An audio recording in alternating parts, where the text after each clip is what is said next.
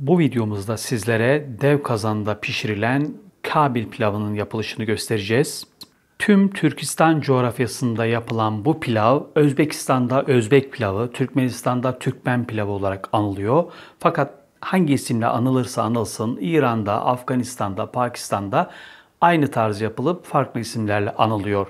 Pilavın yapılışına geçmeden önce sizlere Afgan mutfağından biraz bahsetmek istiyorum. Afgan mutfağı gerçekten zengin bir mutfaktır. Büyük oranda Afganistan'da yetişen tarım ürünleriyle yapılan yemeklerden oluşur.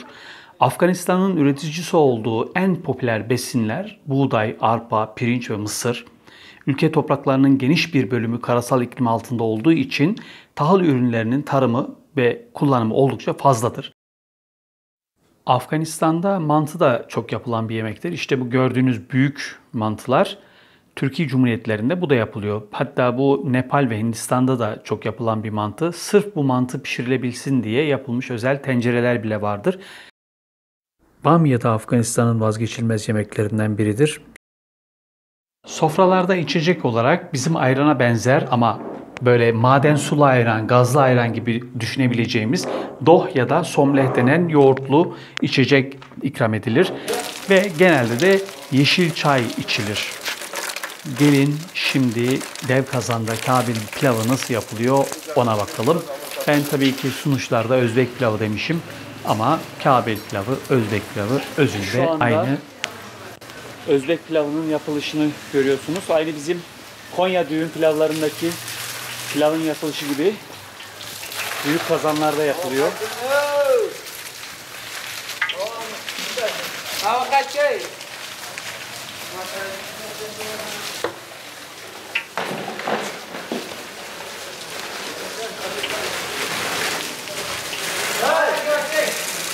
Kıyılmış havuçlar, etler.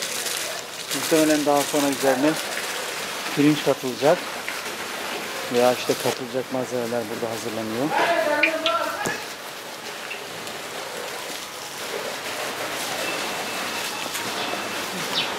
Domatesler doğranmış, soğanlar doğranmış. Bamyalar hazırlanmış.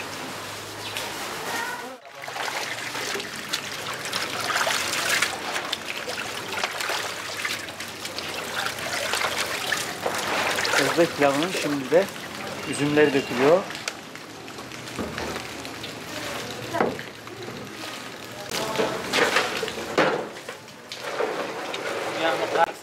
Pilavın bu aşaması henüz pirincin ilave edilmeden önceki aşaması. Yani havuçların, soğanların, yağın, etin ve diğer bütün malzemelerin eklendiği aşama.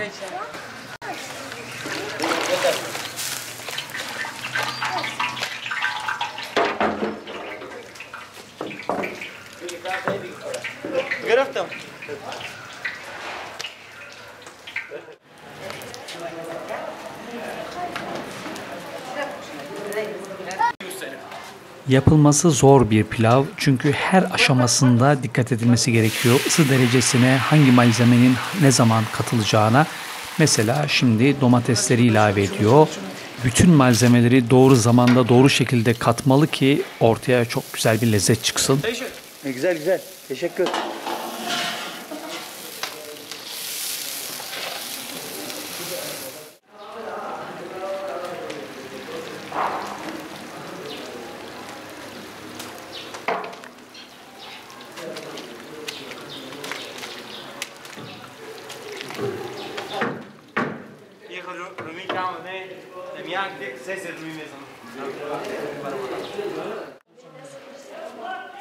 Tüm bu malzemelerin üzerine işte pirinç de ilave edildi. Bitti mi? Hayır, bitmedi. Pirincin üzerine de zamanı gelince birçok şey eklenecek.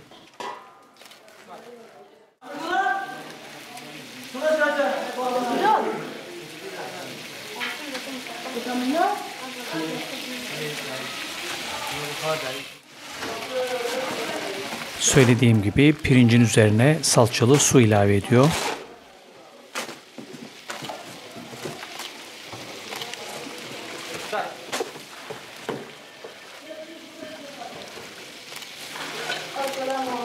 Aleykümselam.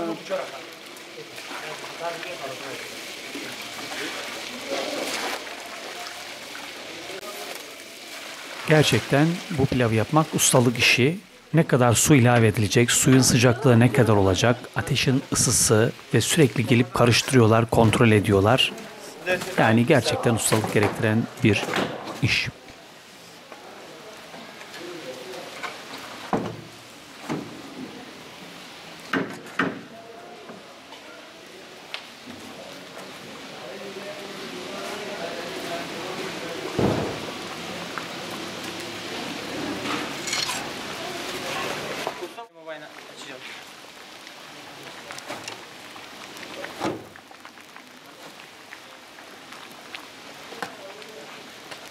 Pilav hazır sayılır.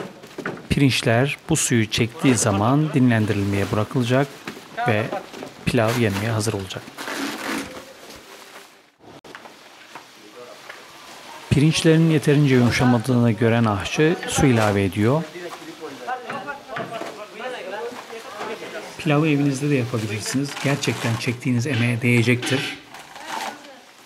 Evde yapabileceğiniz şekilde tarifini internetten arattırırsanız çok kolay şekilde bulabilirsiniz. Pirinçler suyunu çekti. Pilavımız hazır. Şimdi pilavda delikler açılıyor ve üzeri kapatılıp dinlendirilmeye bırakılacak.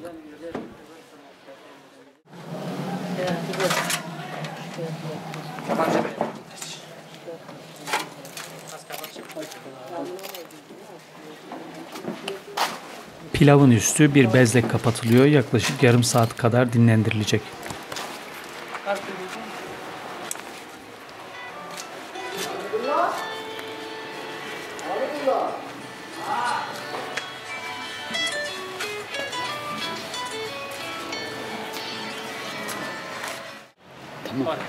Yarım saat bekledikten sonra pilavımız hazır. Bakalım nasıl bir pilav ortaya çıktı.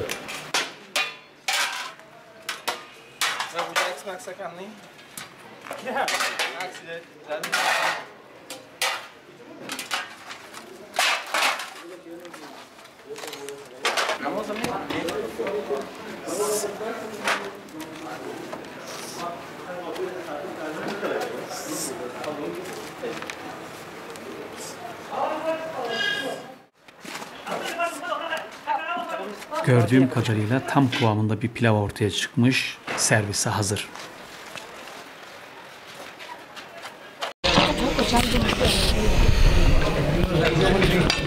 Ve nihayet işte Özbek pilavı. Başından beri, sabahtan beri çektiğimiz aşamalarından sonra böyle lezzetli bir hale geliyor ve şimdi afiyetle yiyeceğiz.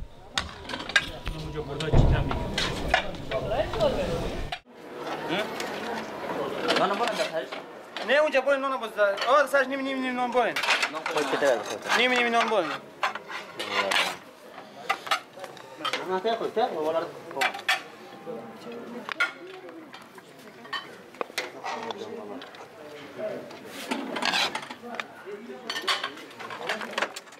چیز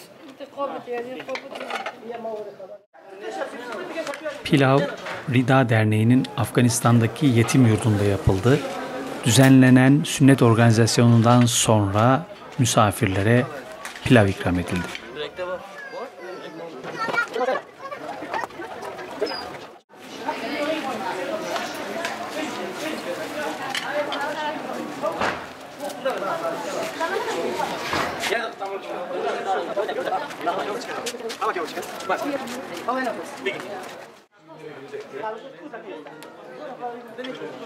İşte ünlü dünyaya yayılmış pilavın yapılışı böyleydi. Gördüğünüz gibi tane tane içindeki bütün malzemeleri görebiliyorsunuz. Evinde yapıp deneyeceklere şimdiden afiyet olsun. Videoyu beğenmeyi unutmayın. Tabii eğer beğendiyseniz kanalımıza abone olun. Tabii eğer isterseniz.